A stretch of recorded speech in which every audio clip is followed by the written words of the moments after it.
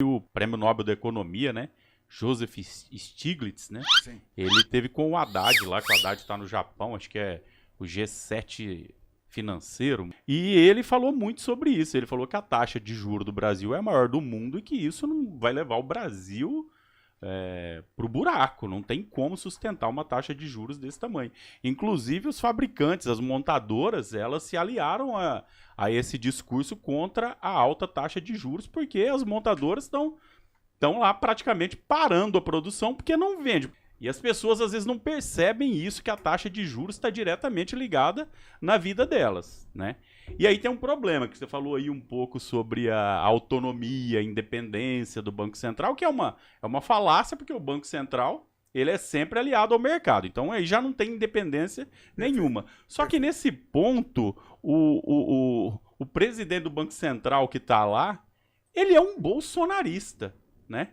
Então tem o lado ideológico ainda, porque ele se alia ao mercado financeiro, mas também ele coloca ali o lado dele ideológico na prática, porque parece que ele está mais tentando minar as ações do governo na economia do que simplesmente trabalhar de acordo com o que ele deveria estar fazendo, já que, como você mesmo disse, as taxas de inflação não exigem hoje para controle uma taxa de juros tão alta. Como que você enxerga isso, ter um cara lá que é sabidamente um bolsonarista no controle de um órgão tão importante para a economia? A ação principal dele é atender o sistema financeiro. Ponto. Ele, digamos, é bolsonarista também, mas a questão central ali é utilizar do dinheiro público, enfim, fazer um tipo de política que o sistema financeiro ganha cada vez mais.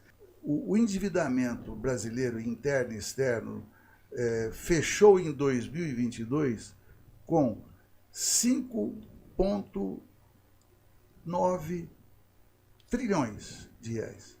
Portanto, a dívida pública, com essa taxa de juros, ela está aumentando de maneira brutal. Portanto, está na seguinte situação: você mantém a taxa de juros altíssima, você aumenta a dívida pública, portanto, você, cada vez mais nessa política, você vai sangrar o país.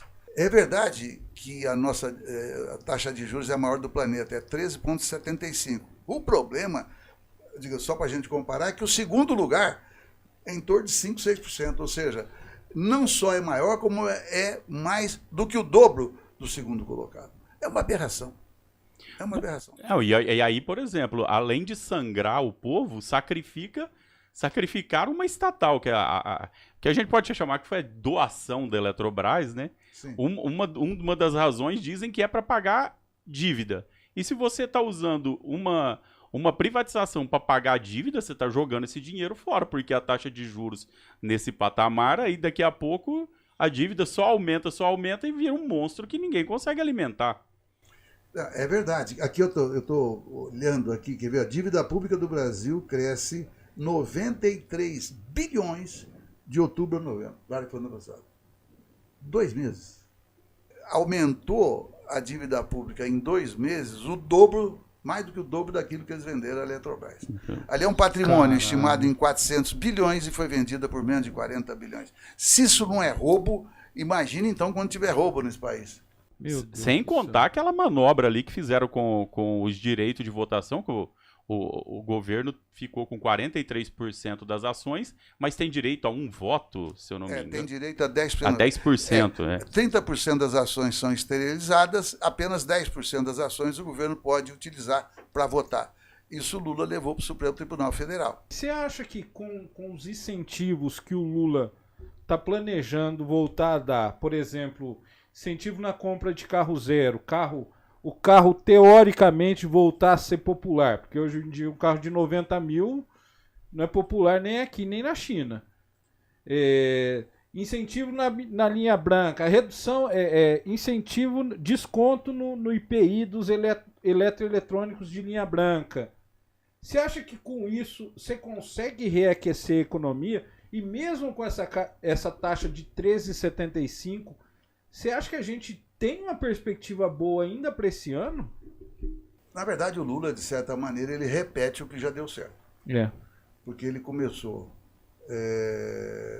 aumentou e retomou o conceito do Bolsa Família, né? O que é o conceito? Não é você dar ali o mesmo valor para qualquer família, que é o que o Bolsonaro fazia, podia ter uma pessoa, podia ter 10, que ele dava a mesma coisa. O aumento do salário mínimo acima da inflação. Então, tanto o Bolsa Família quanto o aumento real do salário mínimo aumenta o consumo. Agora ele vai tá começando a investir no Minha Casa Minha Vida, já aqueceu o mercado. Isso gera emprego. Na medida que a roda da economia começa a girar, isso já vai melhorar a vida de milhões. Então, não eu diria, não dá para acreditar que em um ano o Brasil vai estar com a dimensão que precisa estar, e tem força para estar. A economia brasileira é muito grande, o Brasil é muito grande, populoso. Então eu estou apostando muito, eu estou muito esperançoso com os BRICS e também com as operações aqui no mercado interno. Se você curtiu o vídeo, achou legal, segue a gente na rede vizinha também, dá essa força pra gente, beleza?